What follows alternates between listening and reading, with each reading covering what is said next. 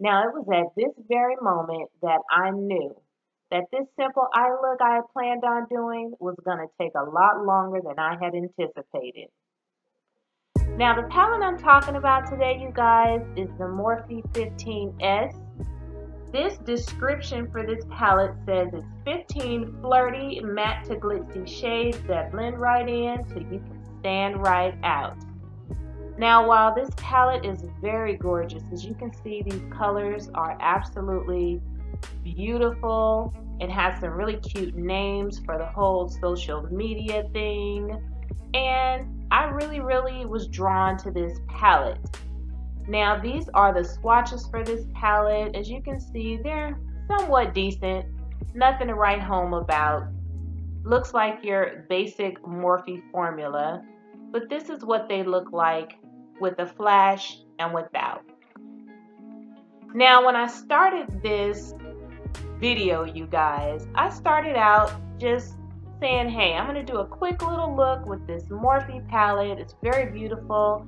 I bought it during the holiday season and I've been dying to try it out, so let me just sit down and do a quick look.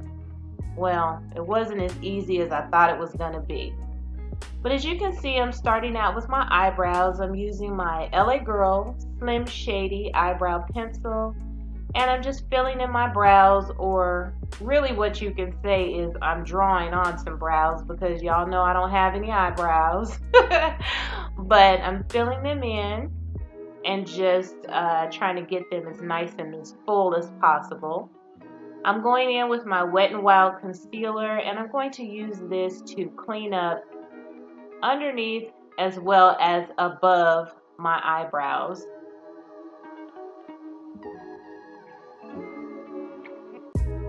Now today I'm using my MAC Soft Ochre Paint Pot, and I'm using that to prep my lids and just kind of create a nice even base for this look. And I'm also going to go in with my e.l.f. HD powder just to set this paint pot on my lids. And I'm wondering if this is where I went wrong, you guys. I'm not sure. I don't like to not set my eyelids, but that's what I'm doing today. So I'm starting out with this first shade here, which is #add, and I'm using that on the upper portion of my eyelid, just blending it out, using it as a transition shade. And as you can see, it is pretty nicely pigmented. I mean, it's a nice light color, perfect for my skin tone. But as soon as I started using this shadow, I realized that this look might be a little bit more difficult than I thought because it did come off a little bit patchy. Now for my crease, I wanted to go into #makeover, which is this really pretty burgundy shadow. And as you can see, I'm starting in my outer corner of my lid and just kind of dragging it across my crease area. Now, this shadow gave me quite a bit of grief. It took me several dips in the pan to get it built up to even come close to what it looks like in the pan. I had to really go in and build it up quite a bit, and it took me a lot longer than I had anticipated to blend these two shadows together. As you can see, I'm just dipping back and forth, patting and swiping just to get this color on my lid and also to blend it into that transition shade.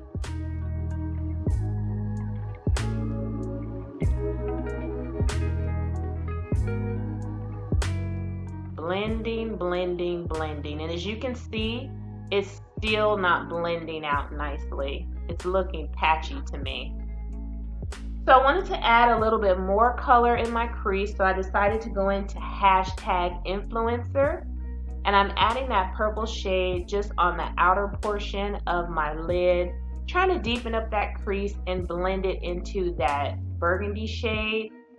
And it wasn't blending that well. As you can see, it's just kind of laying on top of the burgundy, but for some reason it didn't want to blend into that burgundy nicely, so I kept seeing the edge of the purple. So I kept going in and blending,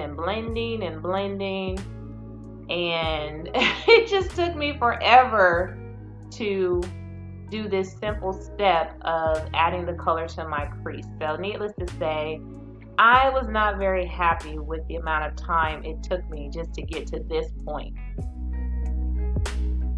So I'm going to go ahead and do a cut crease. I'm using my Urban Decay Potion Primer, or is that what it's called? Urban Decay Eyeshadow Primer Potion, and I'm using that to create this cut crease. As you can see, I just started in the middle of my lid today and worked around to create the cut crease. At this point, I was quite frustrated, you guys. So for the outer portion of my cut crease, I'm using #FameGame, and I'm spraying my brush as usual, and as you can see, it is not applying very well at all. It's applying very patchy, and I'm having a difficult time just spreading it out across the cut crease. So I'm just going back in and building that shade up, and it's kind of like a bluish purple shade. It's a really pretty color, but I just knew that it was going to take me quite a while to build this color up and to blend it out into the other shades that I add onto this cut crease. At this point, I was dragging it so hard I actually moved my contact lens and it got stuck in the corner of my eye. So now I'm going into #Bay, which is a pretty pink shade, and as you can see, it's not very pigmented. It's a really light pink shadow, kind of like a pastel shade, but it doesn't look like it's going to be that light in the pan. So I didn't like how the color didn't really translate on my lid the same way it did in the pan. It kind of looks more like a lavender on my lid, but it's a really pretty pink in the pan. So now I'm going into #Besties. This is a matte shade, but I wanted to go ahead and place that on the inner portion of the cut crease because I wanted to add a little bit more pop of pink, since that middle shade is not as pink as I thought it was going to be.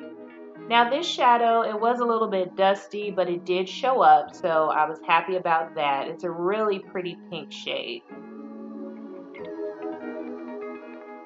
Now I'm just buffing out the edges of this eye look, my outer corners, trying to blend that blue purple shade into my crease colors to try and make it look as nice and cohesive as possible. So let's move on to eyeliner, you guys. I'm using my Wet n Wild black liquid eyeliner, and I'm just using this to create a very bold wing, as you can see, and just dragging it across the upper portion of my eyelid, very close to my lash line. Now for my face, I'm using my Tatcha Silk Canvas Primer today. I love this stuff, you guys. It is very, very nice. And for my foundation, I'm using my L'Oreal Infallible Pro Matte Foundation, and this is in the color 112. This is a 24-hour foundation, you guys. I really like it. I love the shade on this. I love the coverage, and I like the fact that it is really nicely matte. It's not like crazy drying matte, but it's a very nice matte foundation, and it blends out super easy with a beauty sponge. And as you can see, I'm using my Sonia Kashuk sponge today, which I love as well. Nice and damp. Now for my concealer, I'm using my Makeup Revolution concealer, and this is in the color C13. Using it under my eyes, on my forehead, my nose, and around my mouth area. I've started using concealer more around my mouth as opposed to the orange color corrector. I just like the way it looks better than when I use the orange color corrector. Sometimes the orange comes through the foundation a bit and it kind of changes the color. So I found that just using more concealer around my mouth area helps to conceal those dark patches. Now I'm using my Fenty Match Stick to go ahead and contour today in the color Espresso. And I really like this contour as well. You guys know that if you're a regular viewer. It just blends out super nice, and I love the tone of it. I'm trying to use products on my face to be a little bit easier for me since I'm so frustrated about this eyeshadow. Now I'm going in with the J-Cat Banana Powder, using that under my eyes and on my highlighted areas. And I'm going to set the rest of my face with my LA Girl Pro HD Powder. For bronzer, I'm going in with my Anastasia Beverly Hills bronzer today. I love this stuff, you guys. It just brings that nice warm pigment back into my face.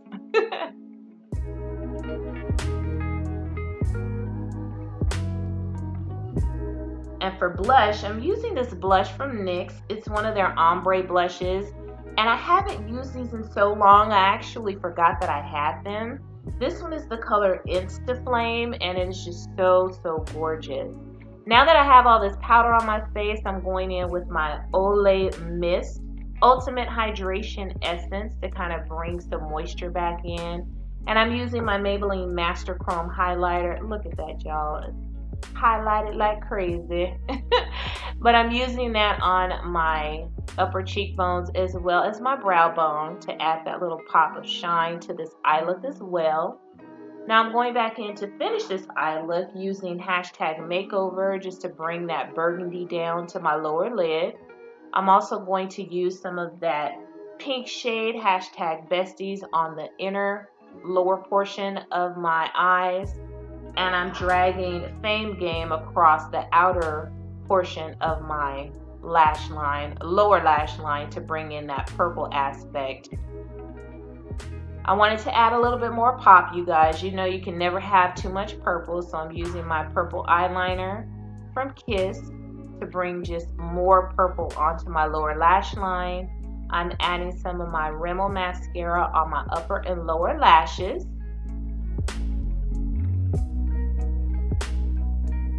And for lips, I'm using two NYX lipsticks today. These are some of the matte velvet lipsticks. I wanted to create a matching ombre lip. So I'm using the purple on the out portion of my lip, and I'm using the pink on the inner portion of my lip. And it looks like the purple kind of took over, but that's okay. So to add a pop of shine to my inner corner, I'm trying to use #NowTrending, and as you can see, it is really not showing up at all. I mean, I swirled my brush and swirled my brush in there, and it's still barely showing. Whatever. I've just pretty much had it with this palette at this point.